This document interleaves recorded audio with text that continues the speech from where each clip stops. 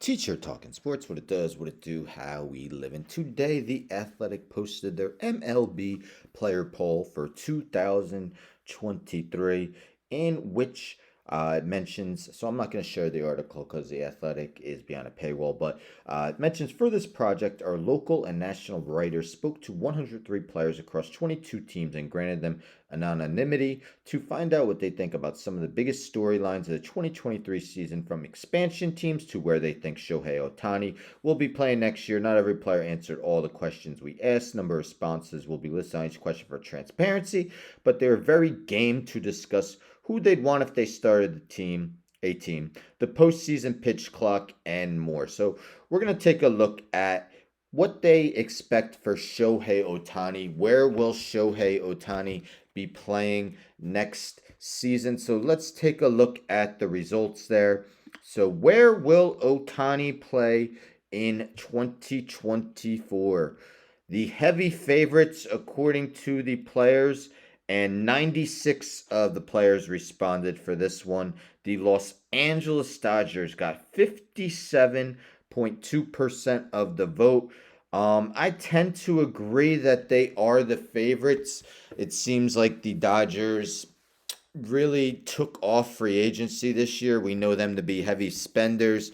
They didn't really spend much this past off season, and a lot of people were anticipating that was because they were saving up to give Ohtani a big deal come next off season. So 57.2%. His current team, the Los Angeles Angels, came in second at 11.4%. I'll say before this season, I thought there was very little chance, but the Angels are performing well this season. They are 41-33, currently the second wild card in the AL, 5 games behind the Rangers in the AL West. But as we know, Shohei Ohtani has never made the postseason in his career thus far. Mike Trout has only made it once, and they got swept in 3 games. So Mike Trout hasn't even won a postseason game. So yes, if the Angels can make noise, there's a chance he could come back. And, there's really no chance now that they trade him before the trade deadline. That was definitely something that people thought might happen so they could get something in return. But again, with them performing well, seems highly unlikely he'll be dealt this season. Third, the Padres, tied for third, Padres, 7.2%. I mean, I get it. They've been spending a lot of money. They're seen more of a small market team. How are they getting all this money? But you'd have to think there is a limit at some point. Are they really going to pay Shohei Ohtani the, I don't know, 400, 500 million he might get?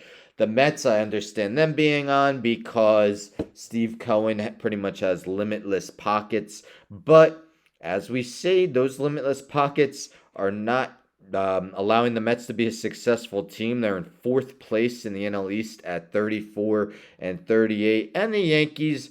There always will be people who think every big time free agent might join the Yankees. It's happened a lot less frequently of late, though. 6.3%. Brian Cashman, though, may want to make that big splash with the Yankees.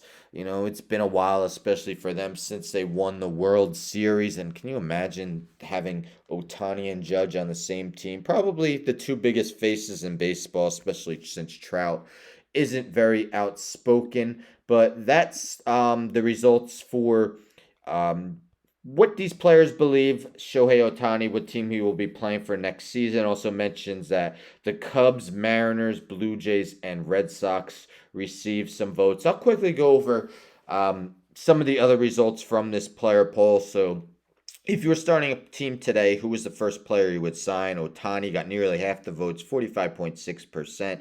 Judge came in second, 14.5%. Acuna Jr., 9.7%. Adley Rushman, 5.8% in fourth. Another question they ask: what is the best potential expansion city? So their choices were Nashville, Portland, Montreal, Oakland, because it sure looks like the Athletics are moving from Oakland to Las Vegas, or other. 69% of the votes went to Nashville, 10% Montreal, 5% Charlotte and Austin, 4% Portland, 2% Vancouver, 2% Salt Lake City. Oakland didn't get a single vote. Are the new rules good for the game? Score each on a scale of 1 to 5, 5 being the best. So on average, banning the shift 3.9, bigger bases 3.7, pitch clock 3.7. So for the most part, they enjoy the new rules. So the pitch clock will be different in the postseason. 60.7% yes, 39.2% no. It's going to be challenging. I mean, I can't see them getting rid of the pitch clock for the postseason after a entire regular season with the pitch clock. But a couple of the players had mentioned that maybe a 20-second clock would be better when it comes to the postseason. Rob Manfred has said that he's keeping his options open, so we'll see what happens there. And that's about it. It also mentions about labor issues. I won't get into that though. But what are your thoughts? Do you also firmly believe that Shohei Ohtani could definitely be going to the Dodgers next season? What is your prediction on where he will go? Where would you like to see MLB expand to, if they ever do have expansion? And what player would you start with if you had to start a team from scratch? Anyhow, don't forget to subscribe. Tell a friend to tell a friend to tell a friend to subscribe. Like the video, share the video, hit the bell for notifications. I'm out.